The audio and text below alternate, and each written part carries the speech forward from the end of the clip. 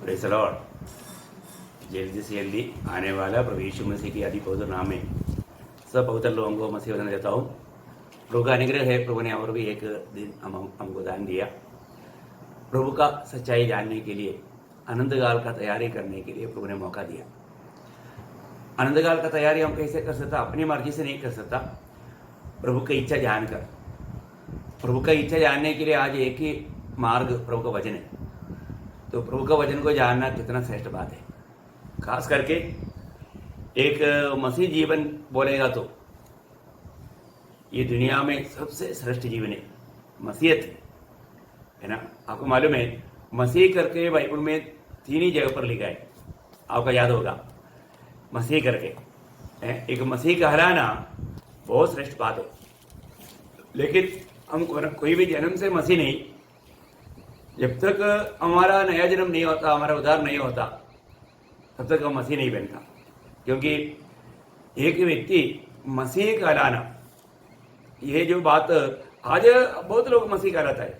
एक क्रिस्ती नाम रह करके या एक क्रिस्ती कुटुंब में जन्म लिया तो उसको मसीह कहलाता है, या चर्च जाता है तो उनको मसीह कहलाता है, पर तो वो मसीह है ही नहीं। मसीह करके जो सबसे पहले जो कहा गया, आपको मालूम है प्रेरितों का 11 अध्याय का 26 वचन में हम लोग देखते हैं अंत्योकिया में किसको बुलाया? चेलों को। ये भी एक बड़ा प्रयोग है ना हमारा प्रेरितों 11 अध्याय का 26 वचन। जब वह उससे मिला तो उसे अंताकिया ले लाया, और ऐसा हुआ कि वे 1 वर्ष तक कलीसिया के साथ मिलते और बहुत लोगों को उपदेश देते रहे, और चेले सबसे पहले अंताकिया ही में मसीह कहलाए। उतना अंतर चेले अंत्योकिया में सबसे पहले मसीह कहलाया गया। Praise the Lord. हाँ, तो सबसे बड़ी बात है कि हमारे जीवन में किसको माला मसीह कहलाया गया है? चेले। इसका मतलब प्रभु ने दिया हुआ आज्ञा के अनुसार चेला लोग जाकर के दूसरों को चेला ही बनाया। आपको याद होगा यीशु मसीह ने क्या आज्ञा दिया था? यीशु मसीह ने मत्ती के सुसमाचार उसका 28 अध्याय का 19 वचन में कहा, जाकर के सारे जाति के लोगों को सुसमाचार सुनाओ। इसलिए तुम जाओ, सब जातियों के लोगों को चेला बनाओ। हाँ, चेला बनाओ और उन्हें पिता, पुत्र और पवित्र आत्मा के नाम से बपतिस्मा दो। हाँ, किनको बपतिस्मा देना? जो चेला बन गया, मतलब जो प्रभु के पीछे चलने के लिए संपूर्ण समर्पण किया, है ना। प्रभु का योग्य बनना। प्रिय, आज मैं प्रभु का योग्य है कि नहीं? प्रभु का एक सच्चा चेला है कि नहीं? क्योंकि चेलों को मतलब मसीह कहलाया गया। और वो सबसे पहला नाम अंत्योकिया में आया। अंत्योकिया के लोग बोला ये मसीह लोग, ये मसीह के पीछे चलने वाला है ना। एक सच्चा चेला बनना, प्रभु यीशु मसीह की आज्ञा चेला बनाओ। प्रियो, प्रभु का योग्य है कि नहीं, हमें अपने आप को परखना है। आपको मालूम है कौन प्रभु का योग्य है?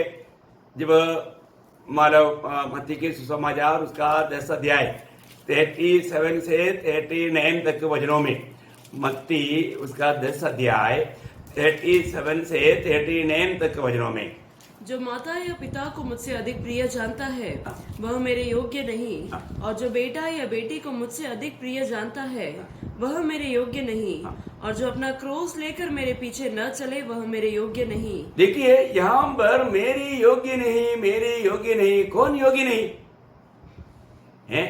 जो प्रभु से बढ़ करके और कोई भी मतलब लोगों को स्थान देता है, तो यही चेला का भी योग्यता है। एक चेला बनने का योग्यता प्रभु ने जब कहा, लूका का सुसमाचार 14 अध्याय का 26-27 वचन, ये दोनों वचन आप मिलकर के अगर ध्यान करेगा तो प्रियो, प्रभु का योग्य कौन है? एक चेला का खूबी क्या है? लूका का सुसमाचार उसका 14 अध्याय 26-27 वचन, यदि कोई मेरे पास आए और अपने पिता और माता और पत्नी और बच्चों और भाइयों और बहनों वरन अपने प्राण को भी अप्रिय न जाने, तो वह मेरा चेला नहीं हो सकता। देखा, वो मेरा चेला नहीं हो सकता। मेरा चेला बनना है तो अपनी माँ बाप से बढ़कर, भाई बहन से बढ़कर, बच्चों से बढ़कर, सबसे बढ़कर प्रभु को प्रेम करना। और आगे, और जो कोई अपना क्रोस न उठाए हाँ। और मेरे पीछे न आए वह भी मेरा चेला नहीं हो सकता। नहीं हो सकता। आप बोलता है हो सकता है करके आप कह सकता है, परंतु प्रभु बोल रहे हैं नहीं हो सकता। आप देखिए प्रियो, आप अपने आप को क्रिस्ती करके कहता है तो आप पहले ये बात को देखना है कि मैं एक चेला ही क्या है। आप चेला ही नहीं बना तो फिर क्रिस्ती कैसे बना है? आप क्रिस्ती कहलाने के योग्य नहीं, क्योंकि एक चेला बन करके ही हम एक क्रिस्ती बन सकता है। पहले हमें चेला बनना, तब जाकर क्रिस्ती बनने के योग्य बन जाता है। अपने जीवन में सबसे बड़ी बात है। और वो चेला हमेशा प्रभु का सत्य वचन पर बना रहेगा। एक चेला, आपको मालूम है चेले का लक्ष्य जब मत्ती 10 अध्याय का 24-25 वचन में जब हम पढ़ता है 10 का 24-25, चेला अपने गुरु से बड़ा नहीं होता। चेला अपना गुरु से बड़ा नहीं होता। इसका मतलब क्या होता? चेले को गुरु के जैसा बनने की इच्छा रहता, लेकिन गुरु से बड़ा नहीं होता है। चेला अपने गुरु के जैसा, एक चेला को गुरु के जैसा बनने की इच्छा होना चाहिए ना। हमारा सबके प्रति स्वर्गीय पिता की इच्छा है कि हम प्रभु यीशु मसीह के जैसा बने। ऐसा बहुत से पुत्रों को पिता चाहता है, और एक कितना अनमोल बात है ना। एक सच्चा चेला हमेशा है ना, चेलों को जरूर हमें, मैं एक चेला है कि नहीं ये बात का पहचान करो प्रियो। मैं आज तक मैं अपने आप को क्रिस्ती कहलाता है, मैं विश्वासी कहलाता है। विश्वासी कहलाने से भी वो विश्वासी एक चेला है करके नहीं बोल सकता है ना, क्योंकि जब यूहन्ना का सुसमाचार में 8 अध्याय का 31-32 वचन में विश्वासियों को प्रभु ने क्या बोला था, वहां पर वो वचन पढ़ने के टाइम पर आपको मालूम पड़ेगा उसका भी भेद है। जब यूहन्ना 8 अध्याय का 31 और 32 वचन, यदि तुम मेरे वचन में बने रहोगे हाँ। तो सचमुच मेरे चेले ठहरोगे। देखा, एक चेला उसका खूबी प्रभु का वचन में बना रहेगा। देखो, प्रभु का वचन में बना रहने वाला है। तो अभी प्रभु यीशु पर विश्वास किया, वो विश्वासियों को प्रभु बोल रहे तो मेरा वचन पर बना रहेगा। तो विश्वासी लोग हमेशा प्रभु का वचन पर बना नहीं रहता, लेकिन एक चेला एक सच्चा चेला प्रभु का सत्य वचन में बना रहेगा। आज हमें परखना है कि मैं एक सच्चा चेला है क्या। एक प्रकार चेले के खूबी मैं आपको बताऊं, यूहन्ना का सुसमाचार में लिखा है, उसका प्रूफ है एक चेला बना हुआ है ना। यूहन्ना 15 अध्याय का 8 वचन में देखो, ये सब जानना कितना अच्छा बात है प्रियो। एक सही चेला बनकर के जीना है ना। यूहन्ना 15 अध्याय का 8 वचन, मेरे पिता की महिमा इसी से होती है हाँ। कि तुम बहुत सा फल लाओ, हाँ। तभी तुम मेरा चेले ठहरोगे। देखा, चेला कब ठहरेगा? आपने अपने आप को ठहराया होगा तो भी कोई फायदा नहीं, प्रभु की ओर से ठहराया जाना है। अभी इसका मतलब हम क्रिस्ती कहलाने के लिए भी अब आज योग्य है कि नहीं, ये बात को परखो। मैं प्रभु चाहने वाला बहुत से फल है, थोड़ा फल भी नहीं, बहुत फल लाने वाला है ना। आज मैं प्रभु के लिए बहुत फल लेने वाला अनुभव में क्या। आपको मालूम है, फल लाना है तो प्रभु में बना रहना बहुत जरूरी बात है। वो अपन आगे देखेंगे बाद में, लेकिन एक बात मैं आपको बता दूं, क्योंकि ये फल कोई भी खुद का नहीं, हमारा परिश्रम का फल नहीं है, ये मसीह में बना रहने के द्वारा होने वाला फल है। तो एक मसीह बनकर जीने का फल, एक वास्तव में आज हमारे जीवन में हमको ध्यान से देखना है कि मैं अपने आप को क्रिस्ती कहलाने का योग्य है क्या। मैं अपने आप को क्रिस्ती कहलाता है तो उसकी योग्यता मैं क्या समझता है। मैंने मानो कोई वस्त्र धारण से, या मैं अपनी रूढ़ी परंपरा में मिला हुआ उन आदतों से, या हमको माँ बाप ने दिया हुआ नाम से है। प्रयोग एक सच्चा चेला है ना, सच्चा चेले का पहचान आपको मालूम है, यीशु मसीह ने दुनिया जानने लायक चेलों का एक चिन्ह बनाया, याद है ना। यूहन्ना का सुसमाचार उसका 13 अध्याय उसका 35 वचन में है। अगर आप पढ़ेगा ना यूहन्ना का सुसमाचार उसका 13 अध्याय उसका 35 वचन, यदि आपस में प्रेम रखोगे हाँ। तो इसी से सब जानेंगे कि तुम मेरे चेले हो। हाँ, कैसे जानेगा? अभी अंत्योक्या में प्रभु के लोगों का आपस का उस प्रेम को देख करके लोगों ने कहा वो बात है क्रिस्ती। समझ में आया? अभी है। आजकल का क्रिस्ती लोग क्या है, एक दूसरे के बारे में बुराई कहते रहता है, मतलब एक दूसरे को मिलने के टाइम पर मुंह फिर लेता, उसको क्रिस्ती करेगा क्या? दुनिया शायद बोल भी देगा लेकिन स्वर्ग अंगीकार नहीं करेगा। प्रियो, दुनिया का पूरा अंगीकार मिलने से भी कोई फायदा नहीं है ना, है ना। आपका नाम गिनेस बुक में भी हो सकता है लेकिन जीवन का किताब में नहीं है, तो जीवन का किताब में नहीं है तो वो व्यक्ति सीधा नरक में जाएगा। इसका मतलब क्या है कि एक क्रिस्ती बनकर जीने वाला एक व्यक्ति वो कितना धन्य व्यक्ति है ना। मैं एक क्रिस्ती हूं करके बोलने में आपको अभिमान है क्या? है आपको खुशी है क्या? है बहुत बड़ी बात है। हमारे बातों में, हमारे चाल चलन में, हमारे कामों में ये बात प्रकट होना चाहिए कि मैं एक क्रिस्ती हूं, है ना। आपको कभी किसी ने पूछा कि आप क्रिस्ती है क्या? है मतलब आप कब पूछेगा? आपका काम देख करके पूछेगा, आपका बात सुन करके पूछेगा आप क्रिस्ती है क्या? क्योंकि क्रिस्ती जीवन बिल्कुल मसीह को जीने वाला एक जीवन है। मैं कई बार आपको बताया हुआ एक बात है कि एक बार एक बच्चा रेलवे स्टेशन में मतलब एप्पल भेज रहा था टोकरी में, तो क्या हो गया, वो गाड़ी जब आया वो भीड़ में ये बच्चे के हाथ से टोकरी गिर गया तो पूरा एप्पल इधर उधर हो गया। और लोग ट्रेन चढ़ने की, आपको मालूम है ना, बॉम्बे गया तो आपको मालूम है उधर कितना बिजी रहता है, वो थोड़ी एप्पल देखता, वो उसके ऊपर से चला गया। वो बेचारा गरीब बच्चा, उसको तो उसका बाप पार्ले से, माँ बीमार है, तो ये बच्चा मेहनत करके कुछ कमा करके ले करके घर चलता है अभी। परंतु उनका माँ बाप हमेशा प्रभु का भय मान करके भक्ति करता था। तो ये बच्चा अभी रो रहा है, अभी क्या करे, अभी वो भीड़ में वो कुछ कर नहीं सकता, फिर भी वो झुक करके मानो एक आधा जो उधर है वो उड़ाकर टोकरी में डाल रहा है। लेकिन एक जवान ये देखा, उसको उस बच्चे के ऊपर तरस आया, उन्होंने भी उस बच्चे को मदद किया, जो भी उधर पड़ा था उन्होंने भी उसको टोकरी में डाला, और जो कुछ जिसका पावर करके वो दब गया था उन्होंने उसको एक मारा अपने पास में से एक प्लास्टिक थैली निकाल कर उसमें डाला। उसमें डाल करके वो पूरा जब ट्रेन चला गया, जबकि वो व्यक्ति वो ट्रेन में जाना था लेकिन वो नहीं गया उसमें, उसने माला बोला बेटे ये माला कितना है ये तोलो। तो उन्होंने तोला तो वो 3 किलो था, तो अभी 3 किलो खराब हो गया, बाकी मुश्किल से माला मिल गया, वो टोकरी में वापस भर दिया। तो उन्होंने उसका माला दाम देने के लिए, अभी वो बच्चा बोला अंकल ये आप क्यों लेगा, आप इतना पैसे क्यों देगा, ऐसा बोला। फिर बोला कोई बात नहीं बेटे, ये बोल करके उन्होंने वो पैसा देने के टाइम पर वो बच्चा बोलता है आप मसीह है क्या, आप मसीह है क्या? तो उसने पूछा कि मुझे ऐसे क्यों पूछा? बोला मेरा माँ बाप ने बोला है संकट में प्रभु यीशु मसीह आपको मदद करेगा, अभी मेरे संकट में आपने मदद किया इसलिए आप मसीह है क्या? हाँ प्रियो, ये बहुत बड़ी बात है। एक मसीह व्यक्ति मसीह का दिल पाया हुआ है, मसीह की स्वभाव उसमें है, संकट में रहने वालों को वो जरूर सहायता करेगा। तो बहुत बड़ी बात है। आज हम अपने आप को मसीह कहलाता है पर तो अभी भी मसीह का मन है? जब पहला कुरिन्थी 2 अध्याय का 16 वचन का आखिरी में लिखा है हम में मसीह का मन है।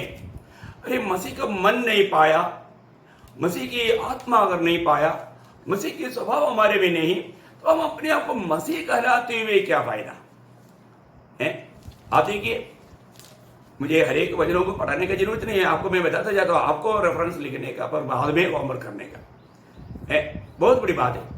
आप अपने आप को मसीह कहलाता है तो एक बात जानना, रोमी 8:9 में लिखा है जिनमें मसीह की आत्मा नहीं वो मसीह का जन नहीं।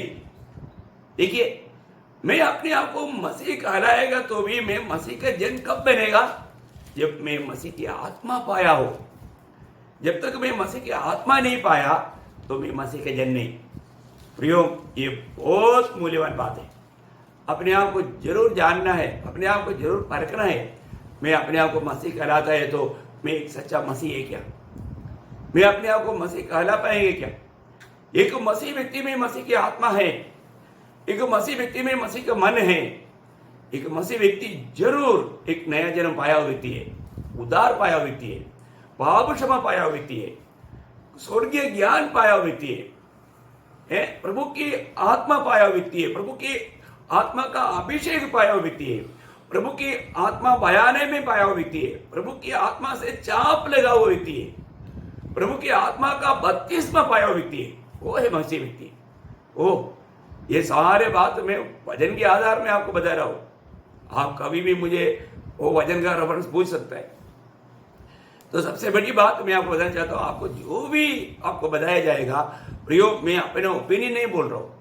प्रभु का वचन क्या कहता है, पवित्र शास्त्र क्या लिखा है, उसमें क्या लिखा है?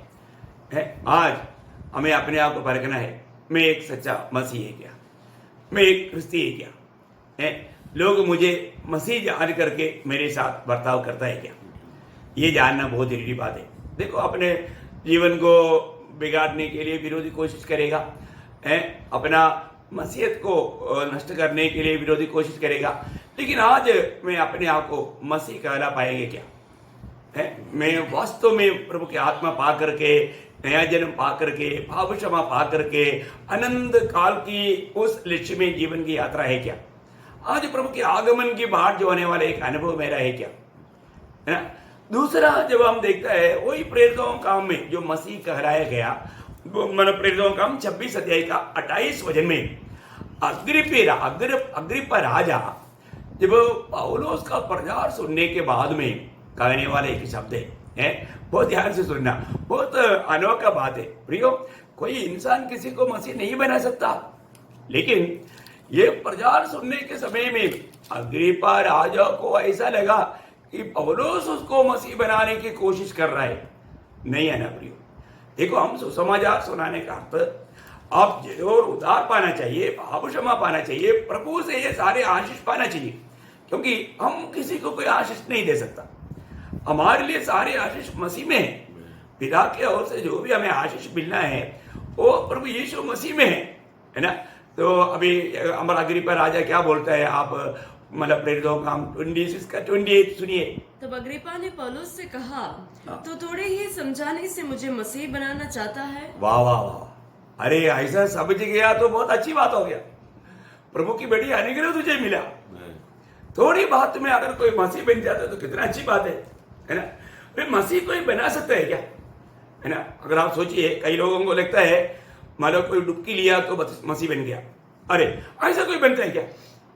और ऐसा है तो मैं आश्चर्य है ना, मैं बोलता हूँ मैं ये दुनिया का नंबर 1 गुंडा वो इकट्ठा करता करके उनको कितना भी है ना मतलब ये देता और सबको पकड़ के नदी में डुबाता। डुबाने से अगर मसीह बनता तो, और ऐसे लोग स्वर्ग में जाता तो नहीं है ना? नहीं होता प्रियो। ऐसे एक मार्ग है ही नहीं प्रभु का व्यवस्था में, ऐसे एक मार्ग है नहीं। मैं बोला ना, प्रभु ने क्या बोला, जा करके सबको क्या करना, सुसमाचार सुनाना, सबको चेला बनाना है। जो प्रभु का लोग है वचन सुनने के समय में प्रभु को ग्रहण करेगा। प्रियो, ये कोई जबरदस्ती करने वाला बात नहीं है। आज कई लोग जबरदस्ती भी करता होगा, है मतलब प्रभु को ग्रहण नहीं किया तो भी चलेगा, डुबकी लो। प्रियो, ये कोई डुबकी मिशन नहीं है मसीह लोग। कई लोगों ने मसीहत को डुबकी मिशन बनाया है, डुबकी लिया तो सब कुछ हो गया है। कई लोगों को पूछने के टाइम पर भी आपने उद्धार पाया क्या? हाँ, मैंने डुबकी लिया, मैंने बपतिस्मा लिया। क्या उत्तर है प्रियो? है एक मतलब सच्चाई ना जान करके धोखा खाता है। मैं आपको इसलिए बताना चाहूंगा, अपने जीवन में ये सच्चाई को जानना कितना जरूरी बात है। एक व्यक्ति जब तक वो अगर उसका नया जन्म नहीं हुआ, पाप क्षमा नहीं हुआ है, उसका उद्धार नहीं हुआ, तो उसको बपतिस्मा लेने का कोई सवाल ही नहीं। खैर, मैं आपको बताना चाहूंगा कि अभी अग्रिप्पा अभी बोलता है, तुम थोड़ी बातों में मुझे मसीह बनाना चाहते हो। प्रियो, थोड़ी बातों में बनने वाला बात है नहीं, है ना? क्योंकि एक सच्चा मसीह बनने के लिए प्रभु का अनुग्रह चाहिए। यीशु मसीह ने खुद क्या बोला जब यूहन्ना का सुसमाचार 6 अध्याय का 44 वचन में, आपका याद है, पिता आकर्षित करते बिना कोई भी मेरे पास नहीं आ सकता। आप बताओ अग्रिप्पा, तो कितना भी चाहे तो भी प्रभु के पास तुम नहीं आ सकता। तुम इतना होशियार, कितना भी होशियार हो, तुम्हारा होशियारगिरी तुझे मसीह के पास आने नहीं देता।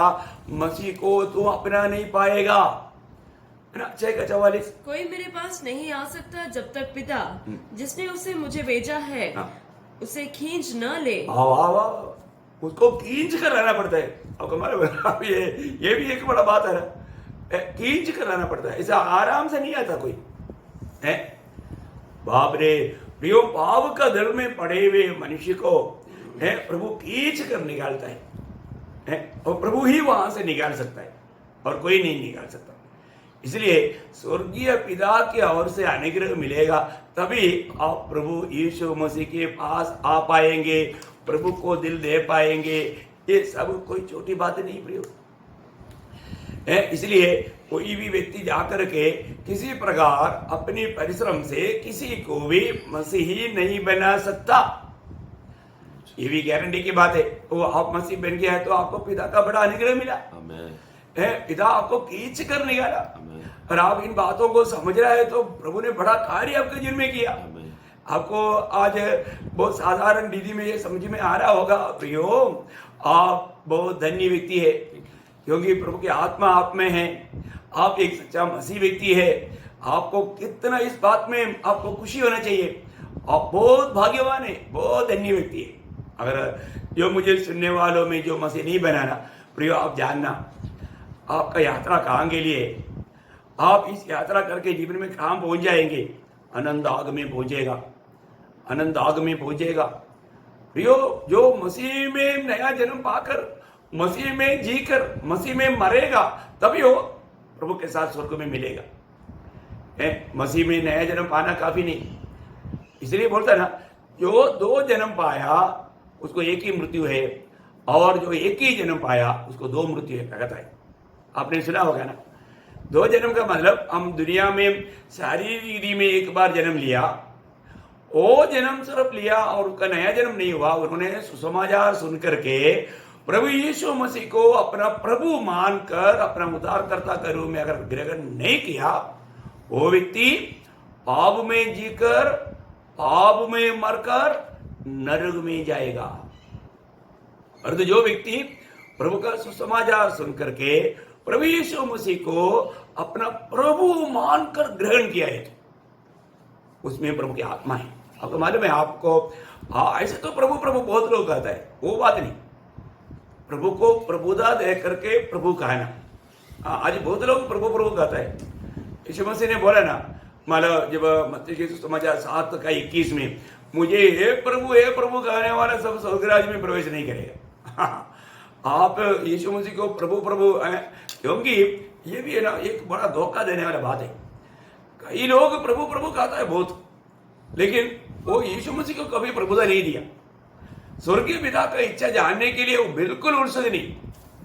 कितना दुख की बात है प्रिय है। प्रिय, आप एक बात कहता है तो उसके अनुसार का योग्य जीवन चाहिए ना। यीशु मसीह को प्रभु बोलता है और प्रभु का बात नहीं मानता है तो है, कितना दुखदायक बात है प्रिय। आप देखिए, मतलब ये जब पुराना नियम में भी है ना, आपको मालूम है जो पुराना नियम का आखिरी किताब कौन सा, मलाकी है ना। मलाकी किताब 1 अध्याय का 6 वचन में इस्राएल लोगों को प्रभु पूछने वाले एक बात है ना, बहुत बड़ी बात है प्रिय। आप उसको समझने के लिए मैं आपको बताना चाहूंगा। मलाकी उसका 1 अध्याय का 6 वचन, पुत्र पिता का और दास स्वामी का आदर करता है। यदि मैं पिता हूँ तो मेरा आदर कहाँ है? कहाँ है? अरे पिता है तो आदर करना चाहिए ना। एक पिता को कितना आदर करना चाहिए। आप देखो ना, इस्राएल लोग हैं, उस महान स्वर्गीय पिता को कुछ आदर नहीं करता था। बोले का मतलब कुछ भी बात बोलने के लिए, मतलब मानने के लिए तैयार नहीं। देखो आज वही पीढ़ी है ना, आज के बच्चे लोग कहाँ बात मानता है, बाप को एकदम गुलाम समझता है। दुखदायी बात है, वेदनाजनक बात है। बाप का कोई बात ही नहीं मानता है। पिताजी करके बोलता है परंतु पिताजी का कोई सम्मान नहीं, फिर रिश्ता कैसे रहेगा प्रियो? आप थोड़ा देखो, प्रभु यहां पर बोलता है। आप बोलो प्रभु क्या समझा रहा है? है? तुम मुझे पिता कहता है, पर तुम मेरा आदर करना कहा? तू मेरा आदर क्यों नहीं करता? मेरी बात को क्यों नहीं मानता? तुम मेरे साथ इतना मतलब गलत व्यवहार क्यों करता? ओह, मैं आपको बताना चाहूंगा, आज का पीढ़ी के लोगों का भी स्वभाव ऐसे नहीं है। प्रभु को भी नहीं मानता, माँ बाप को भी नहीं मानता। वो एक भयंकर अवस्था है। प्रभु की बात ना, ऐसा ही लोगों को प्रभु ने एक बार पूछा था ना, मतलब लूका 6 अध्याय का 46 वचन है, तुम मुझे हे प्रभु कहते हो और मेरा कहना क्यों नहीं मानते? देखा है? आप बोलो प्रियो, है? तुम मुझे हे प्रभु कहते हैं पर तुम मेरा कहना नहीं मानते। आप देखो प्रियो, है?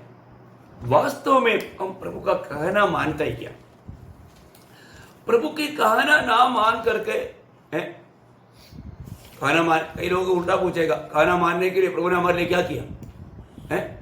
हम इतना प्रभु का बात मानने के लिए प्रभु ने हमारे लिए क्या किया? देखो कोई भी सृष्टि ऐसा सोचना तक प्रियो कितना धोखा है, कितना घमंड है, कितना घमंड है?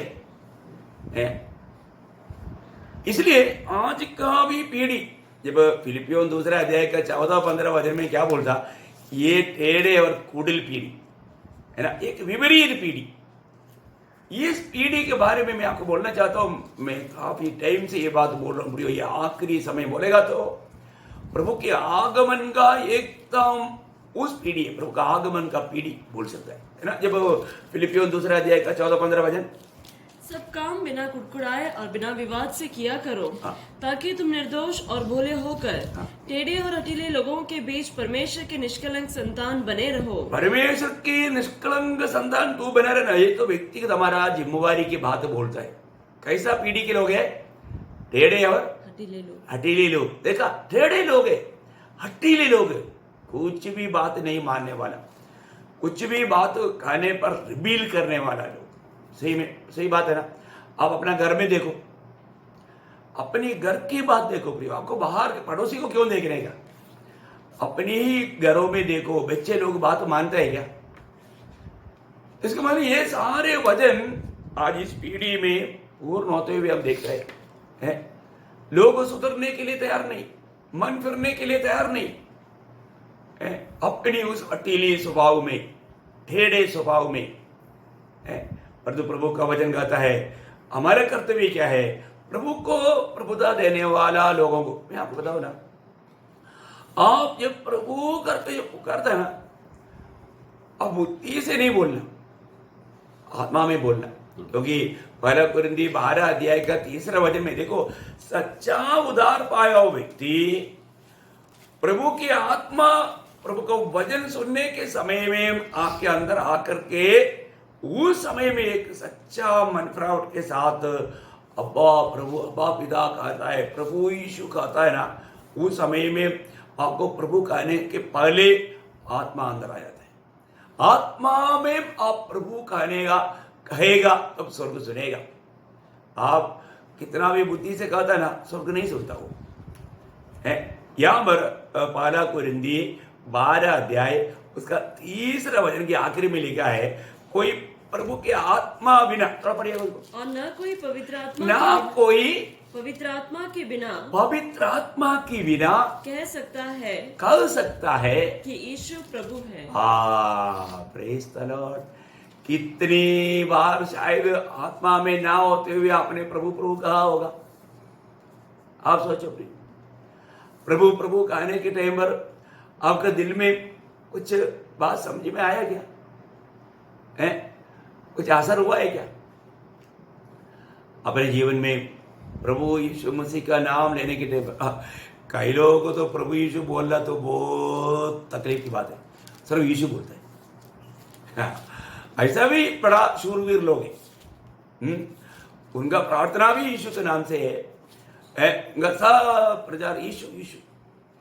वो अभी तक महिमा में प्रभु, हरे का प्रभु बन करके आज विराजमान पिता के दाहिने बैठा हुआ यीशु मसीह को यही जाना, प्रभु यीशु मसीह को उसने जाना नहीं है। जैसे अभी मतलब कुछ धर्म के लोग मैं उसका नाम क्यों ले, लेकिन बोलता है कोई बालक यीशु, बाल यीशु, बाल यीशु करके मानने वाले लोग हैं। अभी भी उन लोगों के लिए यीशु बाल यीशु है, इसलिए माँ से विनती करता है, क्योंकि बाल यीशु क्या मालूम, माँ तो बड़ा है ना। यो बहुत भयंकर बात है।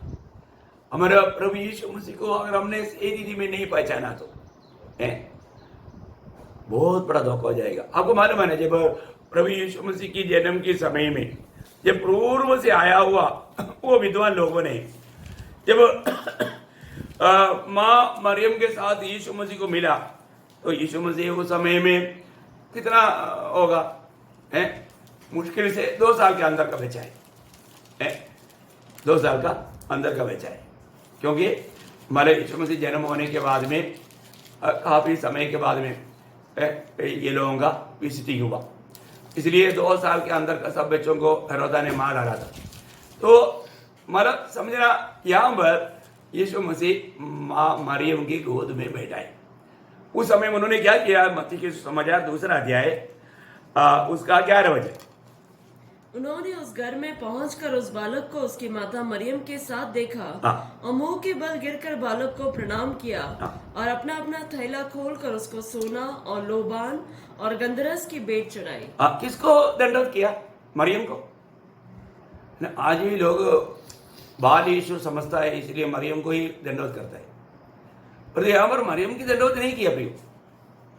मरियम एक बहुत धन्य स्त्री है, मतलब प्रभु यीशु मसीह को अपना पेट में लेने का भाग्य मिला, अनुग्रह मिला, बहुत बड़ी बात है। लेकिन हमको ये बात को जानना है कि हम सृष्टि को सृष्टिकर्ता का स्थान कभी नहीं देना। मरियम को भी पाप क्षमा प्रभु यीशु पर विश्वास करने के द्वारा मिला। तो सबसे बड़ी बात तो मैं आपको बताना चाहूंगा, अपने जीवन में हम लोग प्रभु यीशु मसीह को आज जो महिमा में रहने वाला प्रभु को उस प्रभुता में नहीं जाना, तो उसका महत्व में नहीं जाना है, तो अपन प्रभु का महिमा नहीं कर रहा है। आप देखिए अपने जीवन को परखो, मैं आज भी प्रभु यीशु मसीह को जानता है क्या, प्रभु को मानता है क्या, है ना? वो एकमात्र प्रभु है। आपको मालूम है, चेले लोग कभी भी मानव प्रभु यीशु मसीह को कभी यीशु नाम नहीं लिया। आप हमेशा देखना, उन लोगों ने प्रभु प्रभु कहा, है ना? कुछ ऐसा वक्त में गुरु भी कहा। इसलिए प्रभु ने जब आकर में आपको मालूम है, उस यौन मंजिल में जब मेष में बैठा, उस समय में यीशु मसीह उनको कहने वाले एक बात, चेले लोगों का प्रभु का साथ का संबंध में चेले लोग क्या कहता था और प्रभु ने उस बात को क्या कहा, वो शब्द भी आप ध्यान से सुनेगा तो यूहन्ना का सुसमाचार 13 अध्याय उसका 13-14 वचन, यूहन्ना का सुसमाचार 13 अध्याय का 13-14 वचन। तुम मुझे गुरु और प्रभु कहते हो और ठीक ही कहते हो, क्योंकि मैं वही हूँ। यदि मैंने प्रभु और गुरु होकर तुम्हारे पाँव धोए, देखा, मैं प्रभु और गुरु होकर के तुम्हारा पाप धोया। मैं कौन है? मैं तुम लोगों का प्रभु है, मैं तुम्हारा गुरु है। ये सारे बातों को थोड़ा सा जानो प्रियो। आप ऐसे ही मतलब जैसा अभी कई लोगों को क्या है ना, उन लोगों को पास्टर नहीं बोला तो वो लोग गुस्सा करे, कितना दुख की बात है। उन लोगों को कंधे में स्टार लगा हुआ है, प्रभु यीशु मसीह के कंधे में कोई स्टार नहीं है, सादा है, क्योंकि वो गधे के ऊपर बैठ कर सफर किया। एक तो अपने आप को इतना नंबर और शून्य किया, चेलों का पाव धोया, इसलिए अभी भी प्रभु यीशु मसीह कौन है करके बहुत लोगों का अभी तक आंखें नहीं खोला। प्रियो, बहुत कई लोगों का ऐसा संदेश सुनने के समय में वो लोग प्रभु यीशु मसीह को क्या समझता है मालूम नहीं। हमारा प्रभु यीशु मसीह कितना महान है प्रियो, अगम्य ज्योति में रहता है वो महान प्रभु। उसके वचन की सामर्थ्य से आज सब कुछ संभाला जा रहा है। वो महान प्रभु को हम कितना सम्मान करना चाहिए। आज वो सम्मान हम प्रभु को करता है क्या? इसलिए अभी अग्रिपा राजा को सुंदर मौका मिला एक मसीह बनने का, लेकिन उन्होंने उस बात को तुच्छ किया। वो मसीह होने के लिए उन्होंने नहीं चाहा। कितना दुख की बात है ना।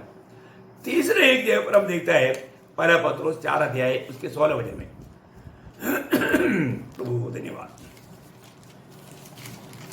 हो प्रभु यीशु। पर यदि मसीही होने के कारण दुख पाए, देखा, मसीही होने के कारण यहां पर पत्रोस कहा हुआ बात है, मसीह होने के कारण दुख पाए तो लज्जित ना हो, लज्जित ना हो, पर इस बात के लिए परमेश्वर की महिमा करे। महिमा करे। प्रियो, एक मसीह होकर के है ना, लोगों को बोलने के लिए आना चाहिए, मैं एक क्रिस्ती हूं, एक मसीह हूं, बड़ा बात है।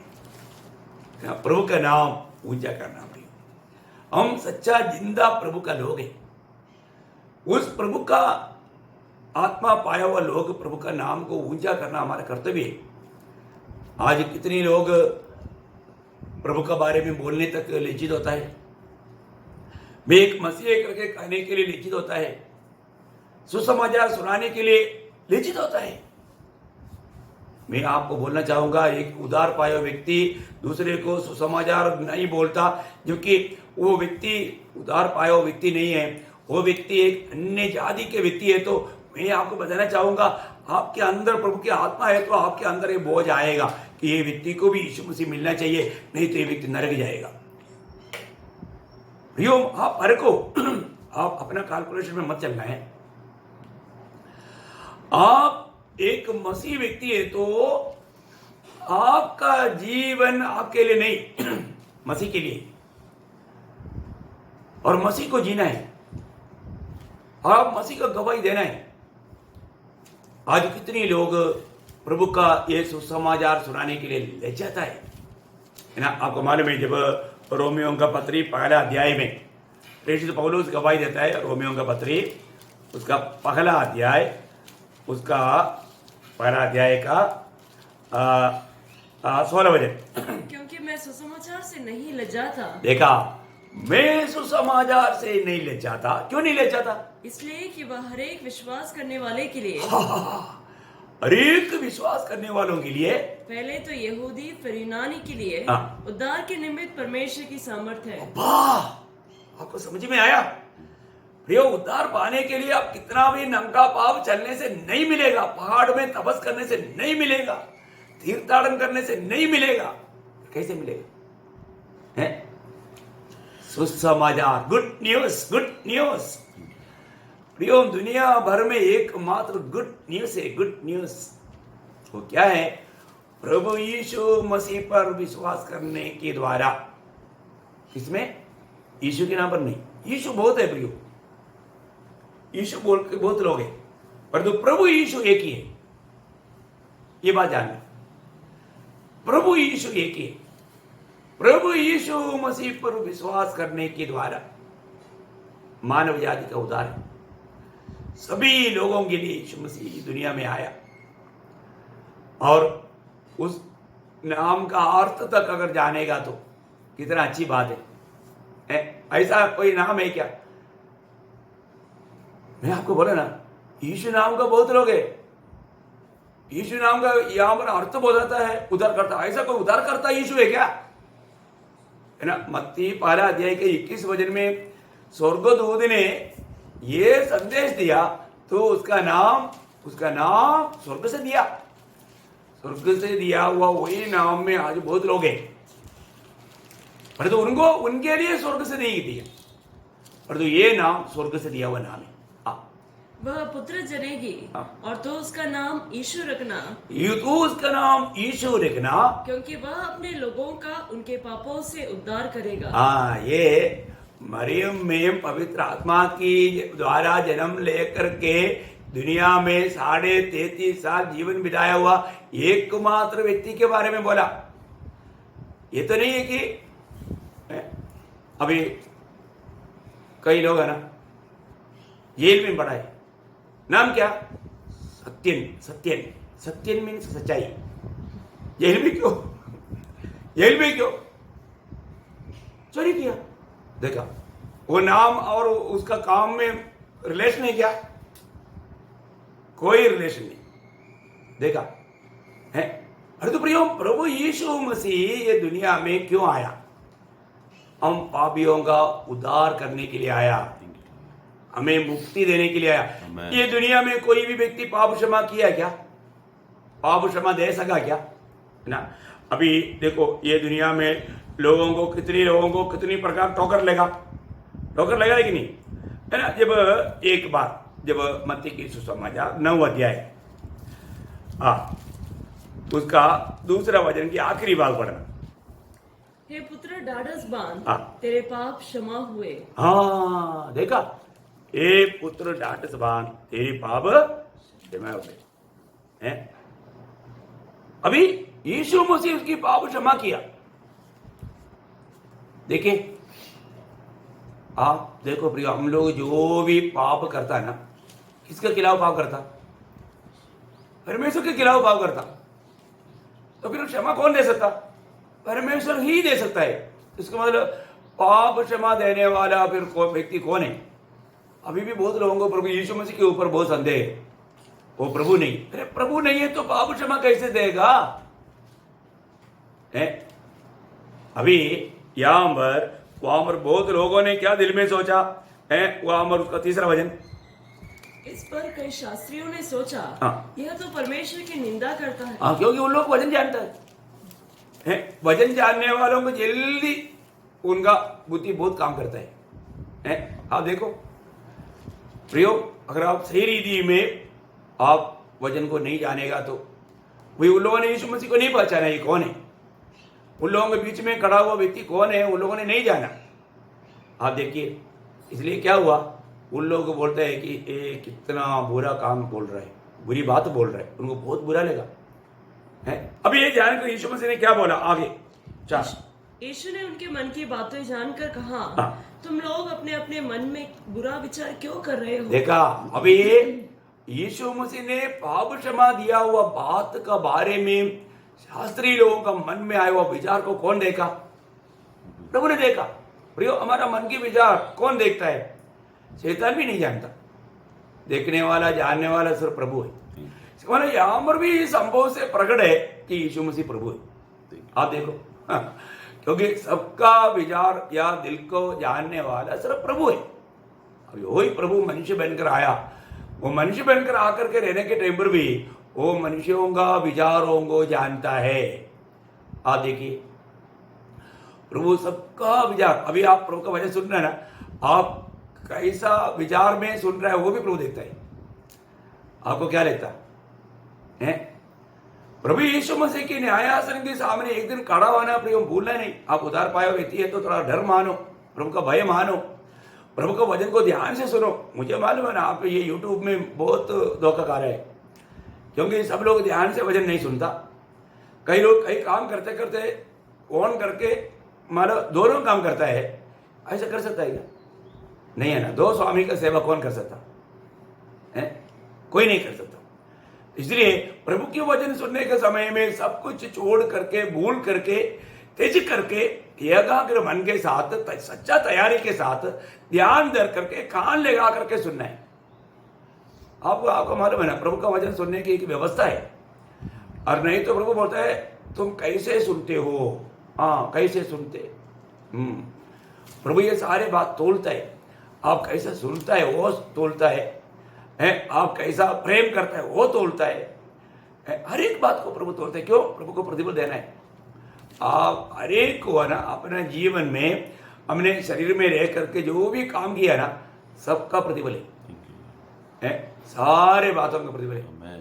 सेंट्रल जेल में जाएगा ना, गुनाहगारों के लिए अलग अलग मानव सेल है। आप नहीं गया होगा, एक बार पता करना। और पिछले दिन में एक व्यक्ति का गवाही था, वो व्यक्ति गुनाहगार नहीं था। अभी दुनिया में ऐसा होता है, वो नर गुनाहगार था। जब से जेल में गया तब से डेली पिटाई पिटाई पिटाई पिटाई, गाते गाते गाते वो 1.5 साल बिना गुनाहगार होते हुए जेल में रहा है। और वो अपना अनुभव बाहर आने के बाद, अभी वो लोग बाहर निकालने के टाइम पर बोलता है कि कोई नहीं बोलना, जेल का अनुभव बोलेगा तो वापस हमारे हाथ में तो पड़ेगा ना, उस दिन खत्म कर देगा। है देखो, वो धमकी के कारण लोग बोलते नहीं। जो भी जेल में जाकर आया उनको पूछना क्या अनुभव है सीक्रेट में। तो लोग बोलेगा नहीं डर करके, भयंकर अवस्था प्रियो, है ना। तो अभी वो व्यक्ति को आखिर में पूछा जेल के बारे में क्या बोलता है, जेल एक नरक है बोला। अब उसको नरक क्या मालूम नहीं है, इसलिए वो व्यक्ति ने बोला नरक है बोला है। प्रियो नरक में क्या है, नरक में कोई हंसता है क्या? आप इधर ही बहुत हंसता होगा ना, अभी ये प्रचार सुन करके भी अब हंसता होगा है। ये प्रचार का कई बात आपको हंसी आया होगा। प्रियो मैं आपको हंसने के लिए नहीं बोल रहा हूँ, इसको बहुत सीरियसली समझो है। मैं आपको बताता हूँ अपने जीवन में, और आप प्रभु को जान लिया ना, फिर आप कभी भी अपना मनमानी में मत जीना प्रिय, मनमानी में कभी नहीं जीना है। क्योंकि आपको मालूम है पहला पत्रोस पहला अध्याय का 17 वचन में लिखा है, बिना पक्षपात करते हुए न्याय करने वाला परमेश्वर को तो अब्बा पिता खाता है, तो अपने जीवन कैसे भी बिताओ, ऐसे है क्या? नहीं है ना प्रियो, डर से बिताओ, डर डर। प्रभु का भय मानने वाला दिल चाहिए प्रियो, प्रभु का भय मानना। प्रभु का आत्मा पाया है तो वो व्यक्ति में प्रभु का भय रहता है, प्रभु का भय मानना, तभी हम एक सच्चा प्रभु को आदर करने वाला जीवन बिता पाएगा, है ना। आप ऐसे है ना, पहला पत्रोस पहला अध्याय का 17 वचन, क्यों और जबकि तुम हे पिता कहकर उसे प्रार्थना करते हो, जो बिना पक्षपात हरेक के काम के अनुसार न्याय करता है, तो अपने परदेशी होने का समय भय से बिताओ। इसका मतलब ये दुनिया में प्रभु में आने के बाद में कैसा जीवन बिताना, भय से बिताना, भय से बिताना। बोलेगा तो प्रभु का आदर सम्मान करते हुए, प्रभु का इच्छा जान करके उस इच्छा में बना रहने का पूरा प्रयास करना, बहुत बड़ी बात है।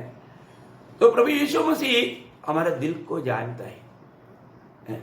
हमारा भविष्य में होने वाला बात आपको याद है, पहला कुरिन्थी 4 अध्याय का 4-5 वचन में जो लिखा वो बात है ना, है हमारा मन में जो भी भावना उठता है, विचार आता है, शायद किसी ने नहीं जाना, परंतु प्रियो वो बात भी अगर बुरी है और उस विचारों में आप डूबा रहता है, जबकि गंदी विचार हो सकता है, दुनिया की विचार हो सकता है, ऐसा भावना हो सकता है, किसी को भी नहीं मालूम, आप दिल्ली दिल सोचा है, लेकिन प्रभु का वचन क्या कहता मालूम है, न्यायासन के सामने वो बात भी खुल जाएगा, है ना। पहला कुरिन्थी 4 अध्याय उसका 4-5 वचन, क्योंकि मेरा मन मुझे किसी बात में दोषी नहीं ठहराता, परंतु इससे मैं निर्दोष नहीं ठहरता, क्योंकि मेरा परखने वाला प्रभु है। हाँ, मेरा परखने वाला प्रभु है।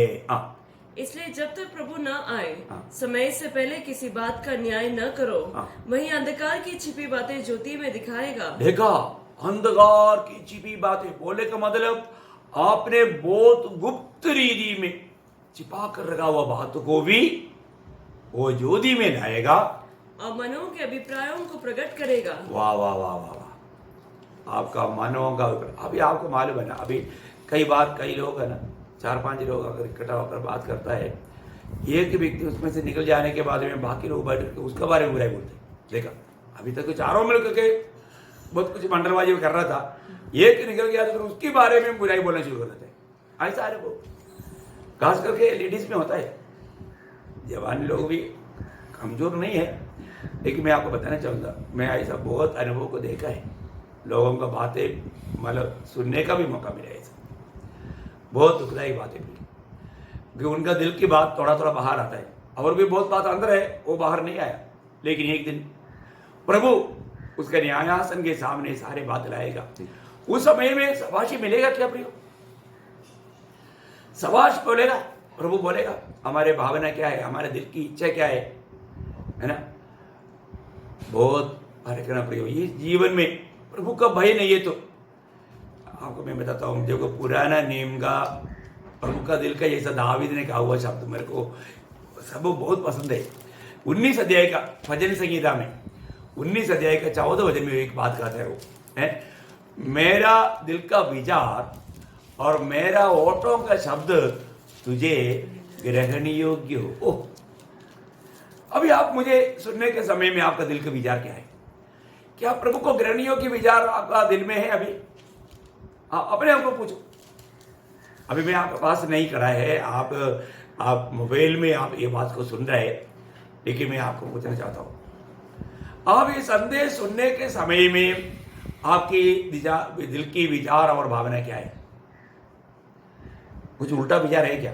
प्रभु की दृष्टि में योग्य विचार है क्या? यहां पर दावीद कहता है, मेरा दिल की विचार और मेरा होठों का शब्द तुझे ग्रहण योग्य हो, या तुझको खुश करने वाला हो, तो आनंदित होने वाला हो। प्रियो, ऐसा होना चाहिए, ऐसे होना चाहिए। आज हमारे दिल में कैसा भावना है? अभी यहां पर प्रभु ने एक व्यक्ति का पाप क्षमा किया, उस समय में फरीसी लोग पकड़ ले, बोलता है कि ये प्रभु का निंदा कर रहे हैं। वो कौन है? उनको मालूम नहीं। सच्चा परमेश्वर, जो स्वर्ग और स्वर्गादि स्वर्ग में ना समाने वाला परमेश्वर, देह धारण करके इस दुनिया में मनुष्यों का बीच में रह करके अपने जीवन के द्वारा प्रभु उन्हें प्रकट कर रहा है कि परमेश्वर कैसा है। तो क्या अनोखा बात है ना। प्रभु यीशु मसीह क्या काम कर रहा है वो लोग नहीं जान सका। अभी यीशु मसीह ने वहां पर क्या बोला, कोई मत्ती उसका 9 अध्याय, मतलब उनकी दिल की, उसका 4 वचन पहले पढ़ना।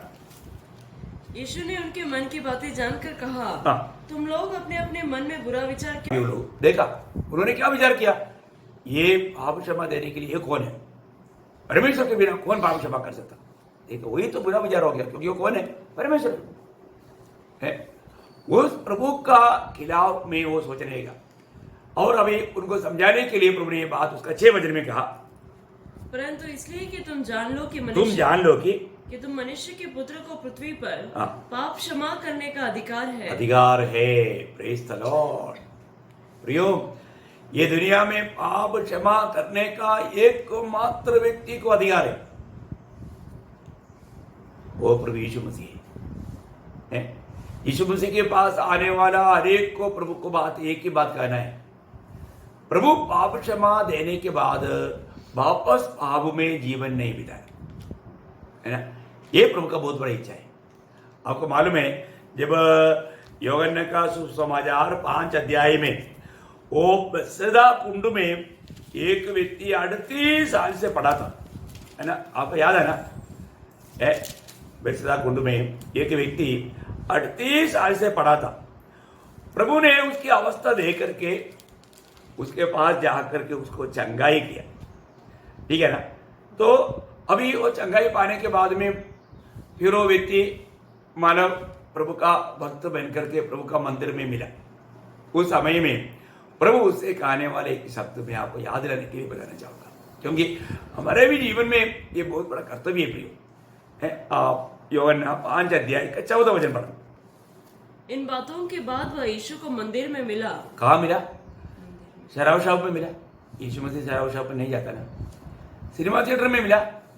नहीं, सिनेमा थिएटर में भी नहीं। कहां पर मिला? मंदिर में मिला। देखा, चंगाई, प्रभु से छुटकारा पाने के बाद में लोग कहां मिलना चाहिए? प्रभु के वजह से मिलना चाहिए, प्रभु का भवन में मिलना चाहिए। देखो, अभी 38 साल का बीमार व्यक्ति छुटकारा पाने के बाद में वो मंदिर में मिला। तब यीशु ने उससे कहा, देख तू चंगा हो गया है, फिर से पाप मत करना। फिर से पाप मत करना, ऐसा ना हो कि इससे कोई भारी विपत्ति तुझ पर आ पड़े। देखा प्रियो, है अभी इसका मतलब वो व्यक्ति ये 38 साल इस प्रकार का बीमारी में पड़ा रहने के पीछे का कारण क्या था? कुछ पाप था। आपको मालूम है प्रियो, आज लोगों का सारा समस्या का मूल कारण क्या है? पाप है। पाप है। इसका मतलब आज का सारे बीमारी उसके पीछे पाप है करके मैं नहीं बोलता, लेकिन एक बात जानना प्रियो, बहुत से पापों का कारण पाप है।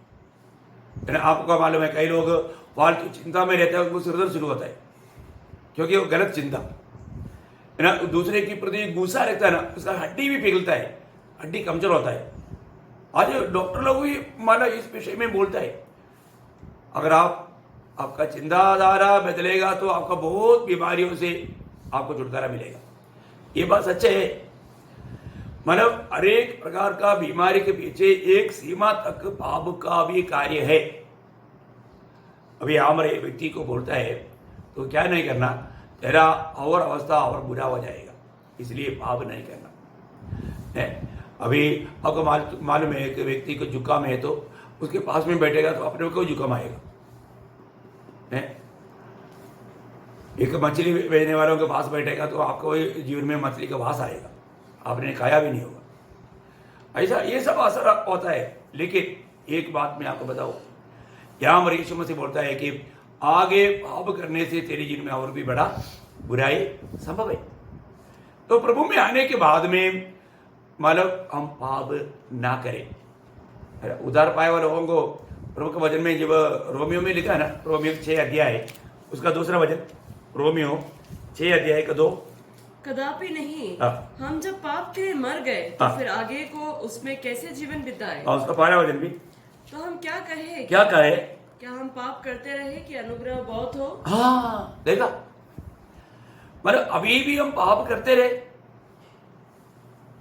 प्रियो, प्रभु ने हमें दुनिया से अलग किया है तो पाप करने के लिए नहीं है। कितना अनमोल बात है। एक एक जन को यह बात को समझना है।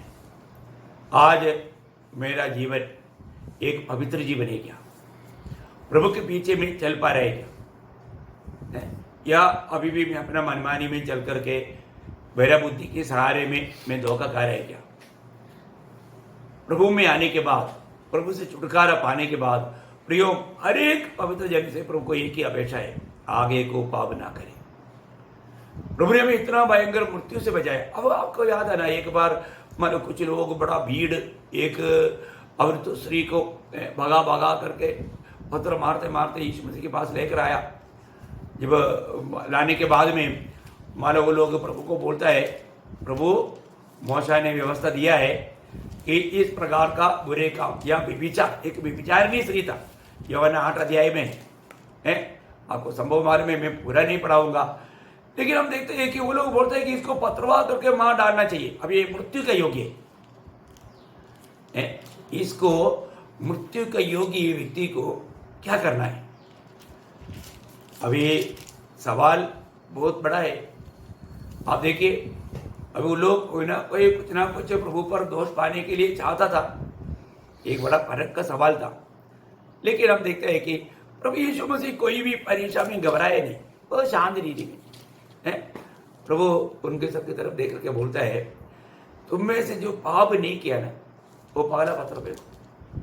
देखा, पत्थर फेंको ना। पत्थर फेंकने के लिए मूसा बोला ना, वो बिल्कुल फेंको। फेंकने के लिए हिम्मत चाहिए, ताकत चाहिए। वो ताकत क्या है? तुम कभी पाप नहीं किया होना चाहिए है। देखो, इतना पाप में, बुराई में डूबा हुआ व्यक्ति दूसरे को न्याय करता है, दूसरे के ऊपर दोष लगाता है। प्रभु का न्यायासन के सामने एक दिन आएगा, तब मालूम पड़ेगा दूसरे के ऊपर दोष लगाया उसका क्या नतीजा होगा। बहुत सुंदर बात मैं आपको बताऊं। अभी यहां पर है, इन लोगों ने सोचा एक तो इस स्त्री को भी खत्म करेगा, दूसरा प्रभु दोष लगाएगा है। दोनों बातों में वो सक्सेस नहीं हुआ। देखो, मनुष्य कितना बड़ा बुद्धि और युक्ति इस्तेमाल करके प्लान बना करके प्रभु के पास आता है। लोगों के पत्रवाह किया क्या? नहीं किया है। थोड़ी देर के बाद में प्रभु सिर उठा कर देखता है तो सिर्फ वो स्त्री खड़ा है, बाकी वो भीड़ कहाँ गया? सब भाग गया। देखो है, अभी यहां पर वो स्त्री क्योंकि मृत्यु दंड का योग्य था, तो प्रभु उसको पूछता है, उसका 8 अध्याय का 11 वचन पढ़। उसने कहा, हे प्रभु, किसी ने नहीं। उसका मतलब 10वीं पढ़ी। यीशु ने सीधे होकर उससे कहा, हे नारी, वे कहाँ गए? अरे बहुत भीड़ आया था, तुमको भगा करके लाया था, वो कहाँ गया? क्या किसी ने तुझ पर दंड की आज्ञा न दी? उसने कहा, हे प्रभु, किसी ने नहीं। यीशु ने कहा, मैं भी तुझ पर दंड की आज्ञा नहीं देता, जा और फिर पाप न करना। ओ, हमारा प्रभु कितना प्रेमी है प्रियो। मृत्यु का ही, मृत्यु दंड का योग्य व्यक्ति, प्रभु ने उसको भी बचा लिया है। उसको भी प्रभु ने पाप क्षमा दिया और वो बोलता है, तू जाओ, मैं भी तुम्हारा न्याय नहीं करता, तुमको ये दंड नहीं देता। क्योंकि प्रभु किस लिए आया? वो पापियों का उद्धार करने के लिए आया, पापियों का छुटकारा देने के लिए आया, मुक्ति देने के लिए आया। देखा है, तो प्रभु ने उनको पाप क्षमा दिया और एक बात बोलता है, आगे को पाप नहीं करना। देखा है, यहाँ पर शास्त्री फरीसियों को बोलने के समय में प्रभु यीशु मसीह कहता है कि वहाँ पर मत्ती के सुसमाचार में हम लोग जो पढ़ रहा था ना, बहुत ही अनमोल बातें है। उसका 9 अध्याय में ना, उसका 9 अध्याय उसका 6 वचन वापस पढ़ना। परंतु इसलिए कि तुम जान लो कि मनुष्य के पुत्र को पृथ्वी पर पाप क्षमा करने का अधिकार है। अधिकार है। देखा, प्रभु ने उनको पाप क्षमा दिया। 38 साल का उस व्यक्ति को पाप क्षमा दिया, चंगाई हो गया, शरीर से भी चंगाई पाया, आत्मा में भी छुटकारा पाया। क्या अनमोल बात है। ये कौन कर सकता? सिर्फ प्रभु यीशु मसीह कर सकता। और वो पावनी स्त्री यहाँ पर पथरवाह करके मार डाला जाना चाहिए था, प्रभु ने उसको भी पाप क्षमा दिया और उसको भी बोलता है आगे पाप नहीं करना, क्योंकि प्रभु इसलिए आया। आप मानो वही मत्ती 9 अध्याय का 12-13 वचन पढ़ो। यह सुनकर यीशु ने उनसे कहा, वैद्य भले चंगे के लिए नहीं परंतु बीमारों के लिए आवश्यक है। इसलिए तुम जाकर इसका अर्थ सीख लो। मैं बलिदान नहीं परंतु दया चाहता हूँ, क्योंकि मैं धर्मियों को नहीं पर पापियों को बुलाने आया हूँ। हाँ प्रियो, ये दुनिया में ऐसे कोई आया क्या? आप कितना भी लोगों का चरित्र पढ़ेगा तो पापियों को मारने के लिए आया, खत्म करने के लिए आया। पर यहाँ पर एक व्यक्ति पापियों का उद्धार करने के लिए आया, पापियों को अपने उस स्वर्ग के लिए बुलाने के लिए आया। कितनी बड़ी बात है। प्रभु ये चाहता है कि तुझे ये बात को जानना। उसका 13 वचन का शुरुआत वापस पढ़ना। इसलिए तुम जाकर इसका अर्थ सीख लो। तुम इसका अर्थ सीख लो, है ना? ये सीखना चाहिए ना प्रियो। हम प्रभु का वचन को सीखना है, रोज सीखना है, रोज हमें सीखना है। इस बात का अर्थ सीख लो। मैं बलिदान नहीं परंतु देखो, बलिदान से बढ़ करके प्रभु क्या चाहता? दया चाहता है। दया, है ना? उसका 12 अध्याय का 7 वचन भी थोड़ा बहुत समझने के लिए जरूरी बात है। मत्ती 12 अध्याय का 7 वचन। यदि तुम इसका अर्थ जानते। उसका अर्थ जानते। अभी भी बहुत लोगों ने क्या किया? अर्थ नहीं जाना। प्रयोग सही प्रकार अर्थ जानना। मैं दया से प्रसन्न होता हूँ, बलिदान से नहीं। देखा, मैं किससे प्रसन्न होता हूँ? बलिदान से बढ़कर दया। दया होता है क्या? प्रभु का दिल पाएगा तभी ये दया रहेगा। अर्थ नहीं जाना तो आज जो भी प्रभु की आत्मा पाया, प्रभु का जन्म बना, उसका 11 अध्याय, मत्ती 11 अध्याय का 25 वचन पढ़ना। 25।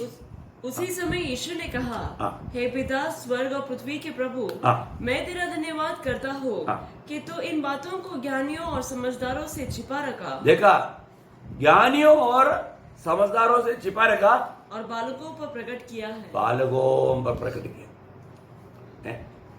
कितना बड़ी बात है। मतलब प्रभु का शरण लेने वाला एक बालक हमेशा हर बात में अपने माँ बाप का शरण लेता है, वो शरणागत है। ऐसा जो प्रभु के शरणागतों को ही प्रभु ये भेद की बात, आत्मिक बातों का भेद, रहस्य प्रभु प्रकट करेगा। कितना अनमोल बात है प्रियो। एक सच्चा मसीह जीवन का अर्थ गहरा है। मैं वो विषय में नहीं गया है अभी, आपको ये सब में अभी एक मतलब सिर्फ वो मसीह करके कहलाया गया, वही बात बोला। मसीह जीवन का श्रेष्ठता का बात अगला क्लास में आपको बताएगा। बहुत गंभीर बात है। प्रार्थना के साथ रहना प्रियो। प्रभु की अनुग्रह मिला हुआ लोग जो बालक के नायक जीवन बिताता है, वही स्वर्गराज में प्रवेश करेगा, वो स्वर्गराज में महान कहलाएगा, बड़ा बनेगा। तो इसलिए प्रभु से सीखना प्रियो बहुत बड़ी बात है। मसीह जीवन कितना श्रेष्ठ है, उसका महत्व को अगर जानेगा तो अपने आप को मसीह कहलाना है, उसके लिए भी हिम्मत चाहिए। निर्लज्जित होकर के हम प्रभु का गवाह बने प्रिय। हमें क्या मालूम कितना वक्त मिलेगा, लेकिन प्रेषित पौलुस कभी भी लज्जाता नहीं था। पर तो आज हम देखते हैं कि बहुत लोग लज्जाता है, इसलिए प्रभु का सुसमाचार ज़्यादा नहीं फैला जाता। तो प्रभु आपको बहुत आशीष दे, आप एक सच्चा मसीह बन करके जीने के लिए है ना, मसीह की आत्मा पाया हुआ और प्रभु की इच्छा में चलने वाला, प्रभु को आदर सम्मान करने वाला, एक विजयी जीवन बिताने वाला, एक फलदायक जीवन बिताने वाला बनकर जीने के लिए प्रभु वचनों के द्वारा सबको सहायता करे। प्रभु का अनुग्रह आप सबके साथ हो। आमीन।